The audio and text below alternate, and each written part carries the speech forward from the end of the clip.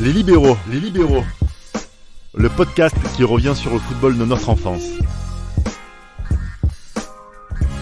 Les libéraux, Legend Game. Première pour les libéraux, aujourd'hui on parle Copa América. Direction le Pérou pour traiter de l'édition 2004 de ce grand rendez-vous sud-américain. Et pour revivre ce tournoi avec moi, j'ai Damaz. Bonsoir à tous. Raphaël. Bonsoir à toutes et à tous. Bonsoir à tous et à toutes. Alors on va expliquer à nos chers amis auditeurs pourquoi on parle de cette Copa América 2004, parce que c'est toujours très intéressant de parler de football sud-américain, parce qu'on a parlé de l'Euro 2004, parce qu'on a parlé de la CAN 2000, parce qu'on a parlé de l'Euro 2000, eh bien on va parler de la Copa América 2004. Avant de rentrer dans les détails de ce tournoi-là, messieurs, à tour de rôle, vous allez me dire peut-être l'événement le plus marquant pour vous, un but, un joueur, un entraîneur, un match. Raphaël? Adriano, Damaz. Tu peux dire Adriano de la droite. Non, j'ai pas envie de dire. J'ai envie de dire les autres équipes sud-américaines. D'accord, très intéressant. On va beaucoup en parler parce qu'il y a beaucoup de joueurs locaux qui jouent sur cette Copa América là, donc c'est presque c'est quasiment inédit sur l'ère moderne. Tate, un événement, un joueur, un match. Le but de Forlan contre le Mexique. Du pied gauche. Qu'on mettra évidemment sur toutes nos plateformes. On invite tous nos auditeurs à l'écouter parce qu'il y a quelque chose aussi dont on va beaucoup parler sur ce podcast-là, c'est que les buts étaient sublimes sur cette compétition. Incroyable. Des buts sublimes. Est-ce que ça en relève du niveau des attaquants ou du niveau des gardiens? On aura l'occasion d'en parler sur cette discussion-là. Oui, Raphaël? Moi, je pense que c'est dû aussi aux ballons. Les ballons étaient très flottants et Raphaël et ses ballons. Arrête tes disquettes. Sur un épisode sur 3, Raphaël nous parle de ballons. Je vous jure, regardez bien les frappes, chers auditeurs, les frappes qu'il y a. Les ballons, ils partent vite. Très vite. Au-delà des ballons, Raphaël, on peut parler aussi de l'intention de jeu. Des intentions de jeu de la part des Sud-Américains qui ont toujours ce côté fantaisiste qu'on aime, et franchement voir la plupart des buts sud-américains, parce que certes il y a les grosses frappes, mais il y a aussi on va dire la manière dont les buts ont été conçus, et pour certains franchement Carlos Bueno au jeu du corps contre le Mexique, on n'a pas oublié, frappe à gauche. Un joueur qui va beaucoup faire plaisir à Raphaël, bien sûr. Pas vraiment parce que bon. Cette compétition a été suivie par de nombreux clubs de Ligue 1, parce que le nombre de joueurs de Ligue 1 qui ont les années d'après signé dans les clubs français, c'est exceptionnel. Carlos Bueno, Viveros. Bon, après ils sont arrivés un an après, mais oui, c'est vrai que Edison Perea, mais c'est Cristiano Rodriguez, l'oignon. C'est beau là. Il a fait pleurer les supporters plutôt que les défenseurs. Et Tresor Moreno aussi. Ou les femmes. Ah oui. Edison Perea. Alors, ce tournoi-là, ça va être un tournoi. Il y aura 3 équipes de 4 équipes, 3 groupes de 4 équipes. Dans ces groupes, il y aura 2 invités, le Costa Rica et le Mexique. Des invités logiques. Des invités logiques, oui, forcément, parce que oui, entre guillemets logiques, mais logiques surtout parce qu'en termes de chiffres, on a besoin de combler pour essayer de faire le tournoi le plus intéressant possible, le plus logique possible. Donc c'est les 2 meilleurs qui se qualifient et les 2 meilleurs troisièmes pour aller dans les tours suivants. Avant de rentrer encore une fois dans les détails des groupes, j'aimerais qu'on s'attarde sur les 2 favoris de ce tournoi-là. Le Brésil, champion du monde en titre, et l'Argentine qui a besoin de se relancer après la catastrophe entre guillemets de la Coupe du Monde 2002 dont nous avons parlé déjà dans un podcast. Messieurs, Argentine, Brésil, c'est un des 2 qui doit gagner cette Copa? C'est un des 2 qui doit gagner la Copa, mais l'année d'avant, c'est la dernière Copa d'avant, c'était il y a 3 ans, en 2001. Il y avait ni l'Argentine ni le Brésil qui étaient avec le Honduras. Alors on précise que l'Argentine n'était pas venue en 2001 pour des raisons de menaces et menaces terroristes, etc. Menaces politiques, et c'est le contexte aussi. D'ailleurs, cette année-là, l'Argentine aurait largement pu gagner la Copa en 2001. Nous ne le savons pas parce que c'était une Copa assez spéciale. Honduras qui a fait un très bon tournoi et la Colombie qui la remporte. Mais voilà, l'Argentine a besoin de se racheter et de se revenir en Copa América. Champion du monde, mais sort d'une année noire en 2003 avec la Coupe des Confédérations complètement ratée. Et il y a de nombreux joueurs qui étaient à Paris, en France en 2003. Qui ne sont pas présents en 2004. Qui sont présents en 2004. Mais il y en a beaucoup qui ne sont pas présents. Il y en a beaucoup aussi qui ne sont pas présents. Mais par exemple, un joueur comme Adriano, qui avait vraiment déçu en 2003, se retrouve en 2004. Ronaldinho était là en 2003 et il n'est pas présent en 2004 par exemple. D'où ce dribble exceptionnel sur Roustou qui le laisse sur place. Mais pour reparler du Brésil, voilà, comme on le sait, Ronaldo, Rivaldo, Ronaldinho, Roberto Carlos, Dida, Emerson, Gilberto Silva, tous ces noms-là ne sont pas présents lors de cette compétition. Ça montre vraiment le vivier que le Brésil avait pendant cette période de 99 à 2005. Les Argentins aussi. Le Brésil, c'était encore... par rapport, pour revenir, pour rejoindre ce que dit Raphaël, la différence peut-être avec l'Argentine, c'est que les Brésiliens ont fait le choix de partir sur chaque compétition avec des groupes différents. Donc c'est pas Et ils forcément... gagnaient. Et ils gagnaient en plus, ou arrivaient en finale. En tout cas, ils ils étaient très d'excellentes- performants. ouais, Oui. Ils étaient très performants avec des groupes de 22 extrêmement différents en fonction des différentes compétitions, que ce soit la Coupe des Confédérations, la Copa ou la Coupe du Monde.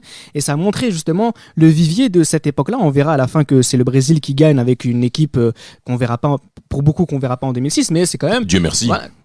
Mais, mais voilà, justement. Et pour l'Argentine aussi, qui a un gros effectif et qui doit se racheter aussi. Alors en parlant plus de l'Argentine, il faut savoir que c'est quand même un effectif jeune qui se présente Changement de génération. pour la Copa 2004. Après, en effet, la débâcle 2002. Ils ont quand même eu, je dirais, pour ma part, à titre personnel, le courage de garder Marcelo Bielsa malgré l'échec qu'il y a eu en 2002. Il est présent pour 2004, avec en effet un effectif très jeune où il y a peut-être 3 trentenaires, je crois, Abondanzeri, Ayala et Javier Zanetti qui est tout début trentenaire, donc on peut le dire. On a affaire quand même à un effectif assez jeune. Mais il est toujours jeune, Zanetti. C'est vrai, on peut le dire. Conditions Il est physiques même éternel. optimales. Exactement. Conditions physiques optimales pour ce Forever monsieur. Young, Jay-Z. On évitera ce genre d'individu ici, s'il te plaît, Tate. Et il faut quand même mentionner, m'a perturbé avec certains jeunes, quand même, qu'on voit. Moi, je parle des autres équipes sud-américaines qui m'ont marqué, mais aussi côté argentin, de voir des joueurs aussi à la télé qu'on voyait pas souvent aussi, et que, par contre, Sport Plus, pas de sport, mettait en avant vers le championnat argentin. Donc, j'aimerais rappeler certains souvenirs pour certains. Et Qui avait les moyens. en effet, qui avait les moyens. Il y a certains joueurs côté argentin donc je peux mettre en avant Lucho González qui a fait une compétition vraiment, mais Sorin, Carlos Tevez. Carlos Tevez, Mascherano, Révélation. Figueroa. Figueroa. Oui. Tu te souviens, nous qui sommes Marseillais, quand Drogba part, vous transfère Figueroa. c'est à 2 pas de Marseille. C'est deux Tu t'en souviens deux pas. Et en effet, c'est même bien qu'ils ne soient pas venus ensuite. Exactement. Mais concrètement, ça, les Argentins, ce qui est intéressant, c'est que malgré la débâcle en 2002, ils continuent à conserver leur identité et ils l'ont bien prouvé au cours de cette compétition, malgré l'issue négative. Voilà.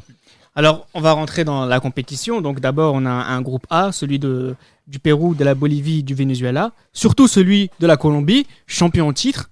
On attend quoi de la Colombie? Je précise, une Colombie totalement remaniée par rapport au titre de 2001. En effet, on va dire qu'il y a beaucoup d'éléments qui ne sont plus, pour certains pour la retraite, d'autres pour des raisons, en effet, que beaucoup ignorent. Moi, je pense aussi politique et aussi Ivan Cordoba. Cordoba, notamment, Yepes sont absents. Yepes Il faut est quand même absent. le mentionner. Franchement, regardez, c'est quasiment 80%, 15% de l'effectif qui est Ouais. totalement renouvelé par rapport à 2001.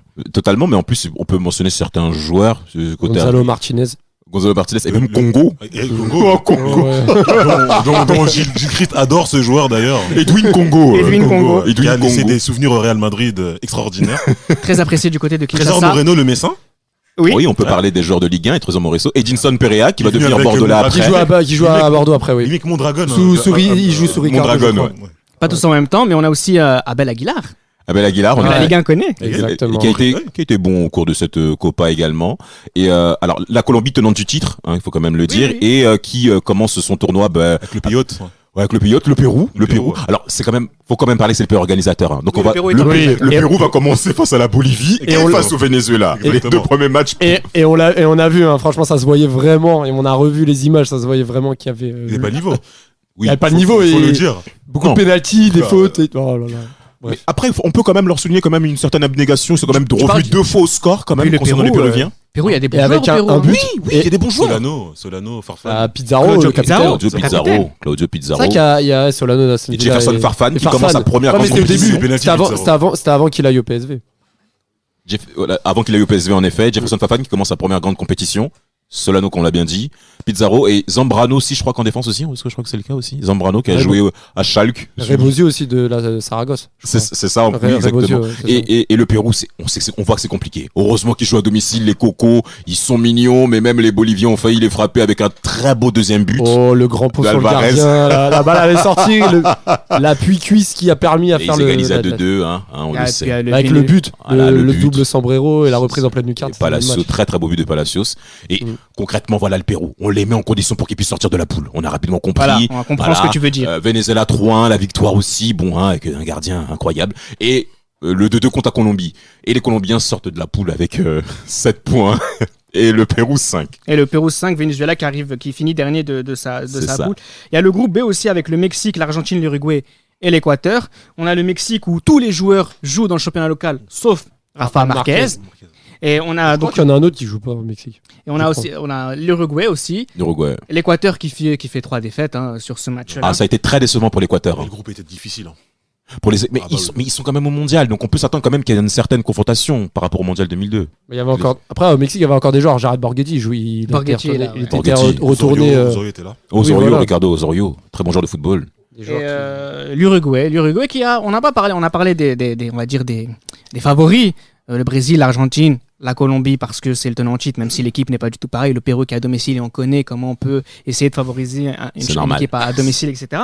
Mais on a une équipe d'Uruguay qui a fait la Coupe du Monde 2002. Il y a beaucoup de joueurs aussi qui vont être marqués sur les années suivantes et peut-être que cette équipe-là peut être considérée comme une sorte d'épouvantail Ouais. ou d'éventail. Une équipe qui peut faire équilibré. qui peut faire peur aux adversaires. Il y a Forlan dedans, il y a Carlos Bueno, Carlos Diogo, Diego Mais Pérez, quel Cristiano Pablo but, Montero, Montero quel derrière. but. Pablo Montero, le joueur de la Juve qui est capitaine de cette Ah, Paolo effectif-là. Montero, bien sûr, bon, Joueur capitaine. méchant. Joueur Dario Silva forcené. aussi. Mais un Dar- leader, Dario un Silva leader en aussi, tout cas. voilà. Dario Silva, Ouais. tout à fait. Qui rate l'immanquable contre le Brésil.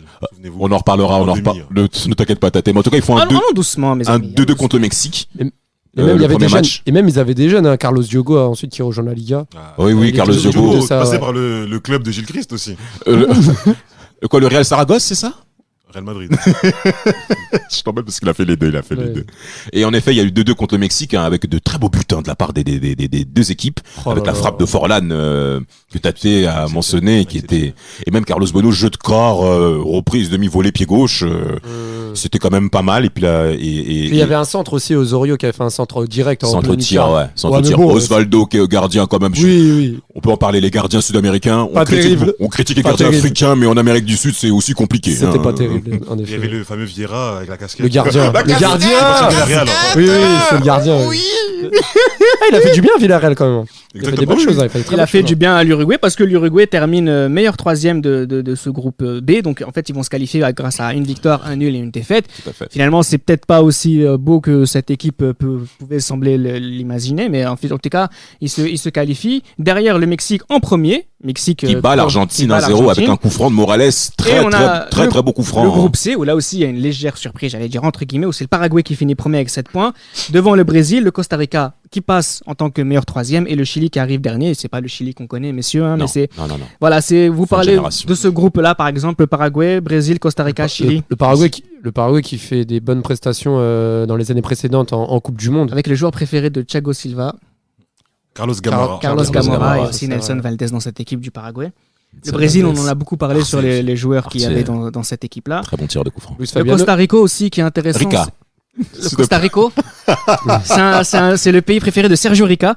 Mais en tout cas, ce qui est intéressant avec le Costa Rica, c'est que tous les joueurs jouent au pays local, Tous, exactement. Donc tous, ça aussi, tous. c'est vraiment très impressionnant avec cette Copa américaine, c'est qu'il y a beaucoup de joueurs qui jouent dans les championnats locaux. Championnat Qui mineur. confirme leur bonne Coupe du Monde 2010. Et le Chili qui a Oui, Claudio Bravo, qu'on connaît tous, Mm. et Luis Jiménez, qui n'était pas encore à la Lazio à ce moment-là, à l'Inter, ou qui était à la Red, je sais plus quel club exactement, mais en tout cas, il y avait Luis Jiménez aussi dans cet effectif-là. Pas de surprise, enfin que Non. la place du Paraguay peut-être. Non, oui, c'est vrai que la victoire contre le Brésil est surprenante. Mais en soi, le Brésil était déjà qualifié avec une victoire à la dernière minute contre le Chili. Quel but de Luis Fabiano. Hein. Et Luis fait très très bon. Contrôle orienté, reprise enchaînée, demi-volée Sous la sous la barre. barre. Ah oui. Inarrêtable. Sous la barre, mais Encore un qui est passé par la Ligue 1. oui, C'est oui, vrai. à Rennes pour un Stade échec. Rennais. Conséquent. Encore un Brésilien. Un échec, mais en effet, les Brésiliens maîtrisaient leur sujet par rapport à ce premier tour. La défaite surprenante face au Paraguay n'était anecdotique. Et en effet, en quart de finale, ils vont remettre les choses dans l'ordre. Et notamment de la part d'un seul homme. On arrive au... Oui, Tate. Un seul homme, mais au premier tour, toujours. Enfin, la tendance va aussi se confirmer après. Au niveau du jeu, le Brésil, c'est pas. Merci, Tate. Beaucoup d'individualité, Tout à mais fait. collectivement, c'est pas une Comme, bonne équipe. hein. comme très souvent lors C'est la des- question que j'allais poser, Raphaël. Je te laisse répondre tout de suite. À chaque fois, ou quasiment, que le Brésil a gagné, Ah oui. il n'a jamais été. Ah, je suis pas d'accord. Romario Bebeto en 94, la triplette Rivaldo, Ronaldo, Ronaldinho en 2002. Ça se répète assez souvent, je suis assez d'accord avec Reda pour le C'est coup. pas du Joga Bonito Non, en il y fait, avait- dans non, le cliché. non, tu vois, là. non. C'est- Je suis pas Tate. d'accord avec vous parce qu'en 97 et en 99. Ah oui, ça c'était très Là, très c'était- beau. Là, Ah oui. c'était beau. Oui. Là, c'était vraiment Rivaldo, Exactement. oh là là. Mais là, en La finale. 2004, je suis désolé, collectivement, cette équipe n'est pas bonne. Non. Non, Ah, et mais c'est oui, Perea je suis qui est d'accord. qui est aux manettes, hein, qui revient et qui ne produit pas le jeu attendu par rapport au Brésil. Ça s'est même vu au premier tour et même sur la suite des rencontres. Et ce qui est frustrant par rapport à cette équipe brésilienne, c'est qu'il n'y a aucune animation offensive. On compte sur Luis Fabiano et sur la densité physique des 2-9 brésiliens qui est tout simplement exceptionnelle. Adriano a une force physique à ce moment-là. C'est incroyable. Mais il fait 30 mètres. Incroyable. Il te déborde, il t'élimine techniquement Il et domine sur ses physiquement. défenseurs. Et même sur le 4ème but contre le Mexique, il arrive à rester debout et faire une talonnade pas décisive. Très très Alors beau que, but. alors que franchement, il aurait pu y aller tout seul, mais il a fait vraiment. Enfin, je sais Le pas, geste parfait pour c'était Ricardo le geste Oliveira qui va parfait jouer au et- Milan après. Ouais. Ricardo Lui aussi Oliveira. qui a pas. Alors on arrive, Quelques années après, hein. on arrive au quart de Demi- finale. C'est ça. Au quart de finale, on a Colombie-Costa Rica d'abord, avec une victoire 2-0 de la Colombie, avec un but de Aguilar et de Moreno. On a l'Argentine qui bat le Pérou grâce à un certain Quel coup franc de Tevez. Carlos Tevez. Carlos Tevez. J'aimerais qu'on parle une minute de Carlos Tevez. Ce Carlos Tevez-là, très précisément, c'est un joueur qui est extrêmement jeune, qui a 20 ans à peine, qui marque un coup franc, qui marque en quart. On verra tout à l'heure qu'il a marqué aussi en demi, on y reviendra. Mais Carlos Tevez, qui est ce Carlos Tevez-là? C'est le meilleur joueur sud-américain de l'année, tout simplement. C'est ça. En Amérique du Sud, il avait la réputation de, mais en Europe, il n'avait pas encore il n'avait pas encore cette. Enfin, là, c'est vraiment. Notoriété, peut-être. Notoriété, ouais. C'est vraiment par rapport au monde entier où il éclot avec cette Coupe América. D'ailleurs, il aura des transferts après assez frauduleux, notamment quand il va au Brésil. Corinthians. Corinthians, oui. C'est ça, Exactement. incompréhensible. Avec des tierces propriétés quand il va à West Ham aussi. Et c'est vraiment cette compétition où, même ensuite, avec les Jeux Olympiques, où il se révèle au monde entier. Alors en plus de ça, par rapport à Tevez, c'est surtout sa qualité de joueur, parce qu'on voit que c'est quand même un joueur assez trapu. Il y a un match dans le match avec Adriano. hein. Oui, il y a match dans le match, hein, en effet, mais même pour le meilleur joueur du tournoi concrètement. Et Tevez assez trapu, qui part de loin, qui sait éliminer et qui sait jouer collectif. En plus de l'insouciance qu'il avait. Et de à son l'insouciance. âge. Et cette capacité de jouer avec les Il a autres. des cuisses qui tiennent le sol. Ah, mais Tevez, pour aller faire face à face avec lui, il faut bien se lever ça, tôt. Rien qu'à voir Fait- ses frappes de balle. Et Bielsa ne fait pas l'erreur entre guillemets qu'il a fait en 2002, parce qu'en 2002 on lui a souvent reproché de choisir entre lui, Batistuta et Crespo. Et là, il n'hésite pas à mettre et Figueroa et Tevez. Et Tevez ensemble. Ensemble. Ouais. Et Tevez ensemble. Avec Tevez. 3, 4, 1, 2 à des moments. Et Tevez qui joue un peu plus reculé par rapport à On Figueroa. aura l'occasion de parler tactiquement de ce que proposent le Brésil et l'Argentine parce qu'ils vont se retrouver en finale. En tout cas, par rapport à ce quart de finale, ça a été assez compliqué. Parce Oui. qu'il y a quand même eu des occasions, notamment, je vais parler d'un joueur que les supporters marseillais se souviennent, c'est Mendoza. Est-ce que vous vous souvenez de ce joueur péruvien, Ah, bien El sûr. Condor, qui avait marqué Coupe un très beau but Intertoto contre la Corogne. Milan. contre la Corogne Ouais. et contre le Milan. Milan avec, C'était le 6e match. hein, avec de- Bruges. On connaît les 6e matchs du Milan en Ligue des Champions qui les prend à la à légère. 15% d'importance. Et en effet, Mendoza rate une occasion après un super crochet sur Ayala. Je me souviens de cette occasion-là. Et ça joue beaucoup par rapport au Pérou parce qu'on sait que bien que c'est l'équipe qui joue à domicile, tenir l'adresse haute face à l'Argentine, C'est pas possible. c'est très compliqué. C'est très Et le compliqué. coup franc de Tevez remet les choses dans l'ordre.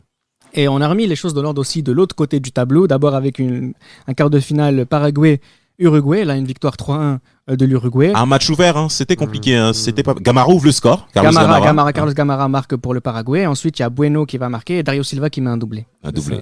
C'est un match, l'Uruguay se rattrape par rapport à la phase de groupe. Ils finissent 3e de poule. En effet, c'était assez difficile pour eux. Mais maintenant, après, via ce quart de finale, ça a plutôt mal commencé parce que Gamara en effet ouvre le score. Et en plus, il y a des occasions paraguayennes qui peuvent coûter cher. Mais Carlos Bueno, qui est aussi une révélation uruguayen de ce tournoi, hein, c'est il pas faut un en parler. pire, Hein, bien ça, sûr. pas du tout. Après, C'est son 3e but. Et le Paraguay revient en jeu. Hein. Après, l'Uruguay, c'est. Voilà, L'Uruguay, 2004, l'Uruguay en 2004, c'est le début d'un changement d'air. On voit dans les années qui vont suivre qui vont réaliser des bons parcours, notamment en Coupe du Monde, en Copa América, fin des années 2009, 2010, On envoie les 2011. prémices. Mais en tout cas, on va dire, c'est le début d'un changement d'air et des nouvelles révélations comme Forlan qui apparaissent. Quelqu'un comme Farlan qui apparaissent, mais l'Uruguay, c'est toujours l'ADN de l'Uruguay, c'est toujours dans la difficulté où les Uruguayens finissent toujours par prospérer. Que ce soit en 95, quand ils gagnent des titres, c'est jamais facile pour l'Uruguay. Il faut toujours qu'ils se mettent dans des pétrins, finir 3e de groupe, se faire peur en se faisant encaisser le premier but contre le Paraguay. C'est toujours comme ça qu'ils réagissent. Toujours, c'est et vrai. qu'à la fin, ils arrivent. Parce qu'on va parler, excuse-moi de te L'Uruguay, devancer, Sénégal. Reda, de la demi-finale. La demi-finale, par contre, ils doivent passer. Et malheureusement. Et malheureusement, on en reparlera tout de suite parce qu'ils vont affronter l'équipe qui a détruit le Mexique 4-0. Comme d'habitude avec le Mexique. Hein. C'est-à-dire le Mexique, une fois qu'on sort de poule, une fois qu'il faut c'est rentrer dur, dans le vif du attends, sujet, c'est très dur. Ils sont séduisants en poule. ils sont toujours séduisants les Mexicains. Toujours Ça, séduisants. toujours. Jusqu'à aujourd'hui. Hein. Ah ouais. Ouais. C'est comme un jeune homme qui essaie de draguer une jeune femme et tout, et quand on arrive dans la situation décisive, il disparaît. Et c'est- Toujours les femmes. Ah, bah, et les Mexicains nous ont plusieurs fois déçus à ce sujet. Et en effet, au cours de cette rencontre face au Brésil, Adriano. Il faut parler d'Adriano. Ouais. Parce que dans plusieurs configurations, il va être très intéressant sur la plupart de ses buts. Une frappe croisée arrêtée, qui a certes été déviée, je crois, mais ça. Arrêtez. C'est-à-dire que Il est arrêté. Il y a pas. sans élan, C'est ça. Ouais. t'entends boum. Et frappe Un très tir sèche. vraiment ouais. limpide. Ouais. Ensuite, il y a une transversale, je crois, je ne sais plus, je crois que c'est Gustavo Neri qui l'a fait, mais en tout cas, Non, c'est Dario Silva. Dario Silva. C'est Dario Silva. Il est pas brésilien. Je Ah non, parle du but d'Adriano. D'accord. Je pensais que tu parlais du. Ouais, je parle du deuxième but. du Paraguay. Contre le Mexique, où il fait une passe en profondeur, il est tout simplement exceptionnel sur l'action, il devance Osvaldo. Bref, Adriano, concrètement, se positionne comme étant le meilleur joueur de cette Copa América et se rattrape de sa Coupe de Confédération Alors, ratée. Alex marque en penalty et Ricardo Oliveira va marquer le but du 4-0. Une super talonnade d'Adriano. Et Adriano qui met un doublé. On arrive aux demi-finales. Victoire de l'Argentine 3-0 contre la Colombie. But de Tevez, encore. Lucho González et Juan Pablo Sorin. Là, c'est pareil. L'Argentine, j'allais dire, déroule. Tevez en met un coup franc d'ailleurs. Tevez qui met son coup franc. Mm. Il y a elle confirme ce qu'on a pu voir jusqu'à présent dans ce tournoi-là. Quelque part, j'ai envie de dire, je vais vous avouer quelque chose. Ça fait du bien. Ça faisait longtemps qu'on n'avait pas vu une Argentine si près. En phase finale, dans En une phase grande finale, compétition. grosse Ouais. compétition, si Tout à près fait, de la tout à remporter, fait. quelque part on dit il faut que ce soit l'Argentine qui la remporte. Exact, Ça fait exact. beaucoup trop longtemps. Exact. Enfin, pas si longtemps que là, parce qu'au début des années 90, c'est eux qui remportaient la Copa América. Mais Maradona. quand même, notre génération à nous, celle qui a été déçue par Bielsa en 2002, a envie de voir cette génération avec Bielsa gagner. Enfin. Ils se rachètent de leur mondial raté. Et puis, au final, c'est logique. En 2000-2001, on disait qu'ils auraient pu être les grands favoris de Et la meilleure équipe du monde en 2001. C'était la meilleure équipe selon du monde. La FIFA. Et au final, on va dire cette absence et on va dire cet échec également en 2002 ont permis vraiment au groupe de Bielsa vraiment de rebondir et de travailler sur ces 2 ans et être performant en 2004. C'est tout à fait logique et mérité au vu du travail. Et c'est d'autant plus impressionnant que dans l'autre match, on a justement ce match Uruguay-Brésil qui va se terminer au penalty. Tate, Damas, vous le disiez tout à l'heure, l'Uruguay avait les moyens de passer ce match-là. Justement, j'avais fait l'amalgame avec le quart de finale. Dario Silva rate l'immanquable. Exact. Il rate l'immanquable. C'est un ballon dévié de mes souvenirs. Et il doit la prendre pied Pied gauche, il la met sous la barre. Il la prend pied droit. Il apprend pied gauche. Il la prend pied gauche, d'accord. Il la rate total. Et c'est Diogo qui fait la tête. But grand ouvert. Hein. But grand ouvert, il la met sur la barre. Et C'est dur. le Brésil, il faut rien leur laisser. Exactement, il faut bien le dire parce qu'au ce moment du match, il y a 0-0 et l'Uruguay domine le Oui. début de rencontre. Les 25-30 premières minutes Ils sont pour les ouvrent le Uruguayens. score. Et Et après, ils ouvrent le c'est score eux par qui vont Sosa sur un coup Sosa, franc. Marcelo Sosa. Par rapport à un coup franc de Cristiano Rodriguez. L'Uruguay a la main mise. Mais par contre, ce qui est quand même important à souligner, c'est que dès que l'Uruguay baisse en intensité physique à la récupération du ballon, on voit des Brésiliens, et notamment par les deux numéros 9 qu'on va encore redire, Luis Fabiano et Adriano, commencer à causer des problèmes en fin de première mi-temps. Et ça s'est vu Mais avec... comment t'expliques ça? Moi, j'ai envie de dire que peut-être parce que les Brésiliens, à ce moment-là, il y en a beaucoup qui jouent en Europe et qui ont l'habitude d'enchaîner les matchs, ce qui est moins le cas des joueurs uruguayens, même s'il y a Forlan, il y a Manchester, etc. Mais peut-être qu'elle se fait là. La différence, c'est qu'on a une équipe du Brésil qui est peut-être plus expérimentée qu'une équipe uruguayenne. Malgré l'absence des stars Quand bien brésiliennes. même les Brésiliens, les grands Brésiliens sont Mais pas là. malgré l'absence des stars brésiliennes, hein, on a des joueurs, on a du Julio César, on a du Luisa, Et on a du Kleberson, ça joue dans Et les grands d'où, clubs européens. C'est voilà, ça se travaille et au final, c'est l'expérience qui parle.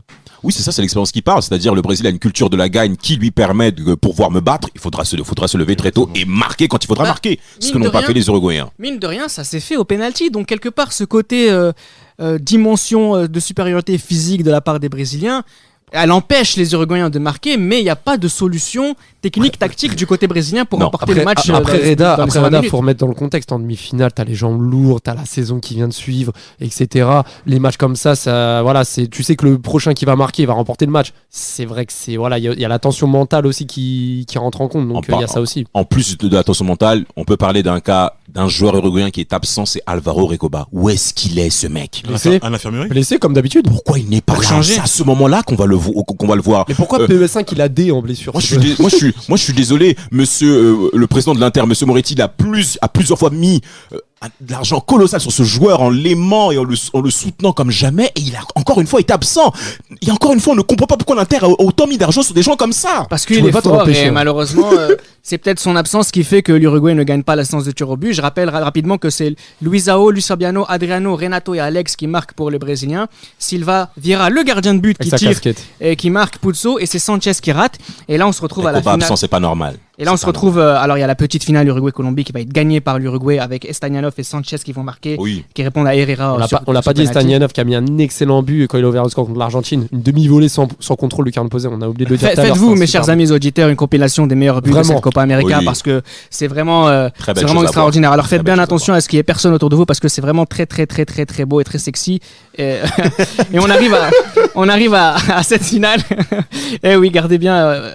Alors la finale, on va en parler de la finale. Le 2-2, Argentine-Brésil, c'est la finale qu'on attendait, on l'a eu. Est-ce qu'on peut dire qu'on attend que l'Argentine gagne ce match-là ou finalement le Brésil, c'est toujours le Brésil quoi. Complètement. On a l'équipe du Brésil qui, quand elle n'arrive pas à imposer son rythme, balance des ballons sur Adriano. Adriano qui a les seconds ballons, qui profite de Lionel sur Alex, et Alex manie bien la balle comme il essaie comme il peut. La tactique du Brésil est assez rédhibitoire face à un collectif argentin qui est beaucoup plus rodé, beaucoup plus huilé. Et les Argentins ont l'occasion, encore une fois, comme l'Uruguay au match en demi-finale, de tuer le match avec Tevez qui tape le poteau dans le but qui vide aussi. Et malheureusement... Alors juste pour... C'était l'heure du 2-1 ça. Juste pour parler de... Mais même aussi à l'occasion de Diala aussi. Juste pour parler un peu sur ce match-là, on va parler un peu tactique. Du côté brésilien, on a Julio César au goal avec Maicon, Luisao... Encore la Ligue 1. Juan et Gustavo Neri en défense, avec Kleberson, Renato, Edu. Derrière, Alex, Adriano et Luis Fabiano. 4-4 Alex un peu... 4-4 de les anges, exactement. Alex en 10-9,5 qui a beaucoup d'espace. De l'autre côté, on a Abondance Yuri. Derrière Colocini, Ayala et Gabi Heinze. On joue en 3-5-2 avec Zanetti et Sorin sur les côtés, Kili Gonzalez, Mascherano, dont on n'a pas parlé, mais Mascherano dans ce côté, Tevez, les jeunes joueurs qu'on va avoir très longtemps qui sont là. Et devant, on a justement Mauro Rosales sur cette finale-là et Carlos Tevez en attaque. C'est une équipe jeune, talentueuse, avec des certitudes. Mais en plus, ces certitudes-là, il faut qu'on parle du jeu de combinaison des Argentins. C'est vraiment agréable à regarder jouer. C'est là où on voit la patte Bielsa, parce que déjà, avant de parler du jeu avec ballon, on peut également parler du jeu sans ballon. C'est-à-dire, les Brésiliens ne doivent pas rester très longtemps avec le ballon. Il faut impérativement qu'on les prenne à la gorge. Et Renato, qui jouait milieu défensif, en plus d'Edu, qui jouait milieu relayeur gauche, ont terriblement souffert au cours de cette finale. Ils ont passé leur temps à courir. Voir le Brésil courir autant, c'est quand même surprenant. Surtout Renato, il joue à Santos si je me trompe pas à ce moment-là. On le disait tout à l'heure. Il joue avec Robinho. Oui, on le disait dans un autre podcast concernant les joueurs sud-américains qui n'avaient pas l'habitude, surtout les milieux de terrain qui couraient moins qu'en Europe. Là, avec des joueurs européens en face, surtout dans l'équipe argentine, là, on a vu la différence physique, surtout avec la disposition de Bielsa, qui a porté ses fruits depuis les nombreuses années qu'il avait mis ça en place. On a vu la différence. Et pour courir, il y avait aussi Kleberson aussi. Oui, pour courir. Mais pour pas autre chose aussi, on peut le dire. Non, il a fait une bonne Copa. Oui, dans l'ensemble, c'est vrai. Contrairement à certains comme Edu qui ont terriblement déçu. Enfin bref. Oui, mais moi, les gars, c'est un truc, quelque chose qu'on n'a pas cité par rapport aux performances du Brésil. Ce qui m'a marqué, c'est que le Brésil a toujours eu cette capacité déjà d'écraser ses adversaires. Et quand ils étaient en difficulté, que ce soit en demi-finale ou même dans d'autres matchs, toujours revenir. C'est ça. Ça se voit. C'est des buts qui viennent de nulle part. Par à coup. On s'attend pas en fait. On s'y attend pas. Pour pas. appuyer tes propos, ça se voit dans les faits. Kili Gonzalez qui ouvre le score sur penalty à la 20e. Luisao qui marque. Faute sur Lucho. Et quelle faute. Luisao qui marque. Luisao qui marque dans les arrêts de jeu de la première mi-temps. Ensuite, on a César Delgado qui marque à la 87e minute. Vous pensez que c'était le but de la victoire? Bien sûr. Oui, César Delgado. Mais juste pour parler, pour ceux qui rentrent, il y a César Delgado, D'Alessandro et Quiroga qui rentrent du côté de l'Argentine. Et on a Diego Ribas, le futur ballon d'or de la Juve, Felipe et Chris la Ligue 1 encore, qui rentre en jeu. Donc, voilà, à la place de Luisao qui est, je crois, blessé, je crois qu'il est touché, Luisao. Tu disais Raphaël, que le but de César Delgado, c'était le but de la victoire, sauf qu'il y a un certain Adriano qui avait décidé de marquer son 7e but de la compétition. J'aimerais quand même, entre ce but-là et le but d'Adriano, il y a l'occasion de Tevez qui tape le poteau sur le but vide.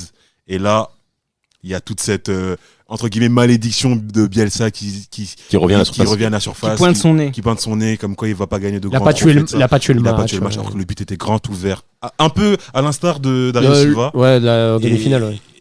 Et ça, c'est des regrets éternels, ça. Footballistiquement parlant, ça fait mal en fait. Très mal. Ça fait mal en fait de voir l'Argentine qui, notamment la 87e, 88e, marque le but concrètement de la victoire de la coupe. Et Adriano, opportuniste, et qui met un tir en plus sur une situation où on s'attend pas à ce qu'il puisse tirer avec une telle puissance. Ça prouve quand même l'agilité de ce jeune joueur, mais qui prouve encore une fois, qui marque là son 7e but de la compétition, hein, je crois. Hein. Oui, c'est 7 7e but de la compétition. Hein. Raphaël. Mais après, il faut aussi noter, Tevez, il a 20 ans. Ces occasions-là, c'est aussi le manque d'expérience. Ah non, c'est la malchance. Le but est grand ouvert. Est-ce que si ça avait été un autre joueur, tu aurais parlé de malchance? On a vu des autres joueurs ratés comme ça aussi. Des occasions en finale Dario pour Silva en marquer demi. et soulever une coupe, t'aurais été plus Ah, sévère. mais ce que je veux dire, c'est que le but était grand ouvert, il la prend pied droit alors qu'il doit la prendre pied gauche cette fois-ci. Ouais, mais ouais. tu l'expliques comment? Je crois pas que ça doit être une donnée, à mon avis, qui doit correspondre à son ça âge. fait partie de la règle cruelle du football, c'est C'est que ça. le Brésil gagne finalement à chaque fois. À chaque fois, le Brésil, c'est une équipe qui gagne, parfois par coup de chance, par défaillance de Le l'adversaire. Brésil gagne quand vous ne les tapez pas, c'est là où ils vont vous frapper, c'est tout. Le Brésil, il faut les battre et il faut marquer tout de suite, ce que c'est n'ont pas- pas fait les Argentins, malheureusement. Et c'est pas le raté d'Alessandro et d'Heinze dans les tirs au but qui vont aller à l'inverse de ce que tu dis, Damas. Kili Bien sûr. Gonzalez, Sorin vont marquer. Adriano, Edu, Diego et Joan vont marquer et vont permettre au Brésil de gagner cette Copa América. Mais si on termine le podcast rapidement, cette Copa América, elle reste dans les annales ou pas forcément, ou c'est surtout Adriano qu'on va retenir? Adriano L'échec marque- de Bielsa. L'échec de Mais Bielsa. non, mais voilà, justement, c'est une façon de dire que encore un match où Soyons peut-être. prudents sur nos. Ouais, mais Bielsa n'a pas gagné, tu vois. N'a Donc, pas à un gagné. moment donné, Mais bon, c'est bien de trouver perdre des en finale, circonstances. Échec, j'ai envie de dire, bon. Mais quand même, Adriano qui met le double de but du second Plus, dans même. le classement. Plus du double. Parce que c'est Bueno qui a 3 buts. À 3 avec Qu'il Tevez et Tevez à 2. Saviola. Tevez à 2. Non, C'est Tevez Saviola à qui a 3. 3. Tevez à 3 aussi. Non, Tevez à 2 coups francs, hein, Tate. Hein. Et il marque aussi au premier tour, il me semble. Non, Kili Gonzalez, Kili Javier Zola Gonzalez. et Bueno à Ouais. 3 et les autres sont à 2. Ouais, Tevez Autant, à Adriano deux. à autant, 7. autant pour moi, je Je t'en pensais prie, qu'il avait je marqué t'en au premier tour. Il marque que des coups francs, d'accord. Allez, on Ouais. termine ce podcast rapidement. Grande Copa. Bah, pour moi, vraiment, on retient vraiment la naissance du phénomène Adriano. Moi, c'est tout ce que je retiens. Pas uniquement, mais en très grande partie. Pareil, Damas. C'est Adriano. Grande Copa, non, parce que le Brésil a été médiocre, malgré le fait qu'ils aient pu gagner ce tournoi, hein, parce qu'on connaît la force brésilienne dans les moments importants. Moi, je dirais plus Copa moyenne, parce que l'équipe qui a gagné ne l'a pas fait. Copa moyenne, Tate. Copa moyenne, mais bon. Il y a quand même une. Enfin, Copa expérimentale. C'était Les Libéraux, un podcast produit par Sport Content en partenariat avec Urban Soccer.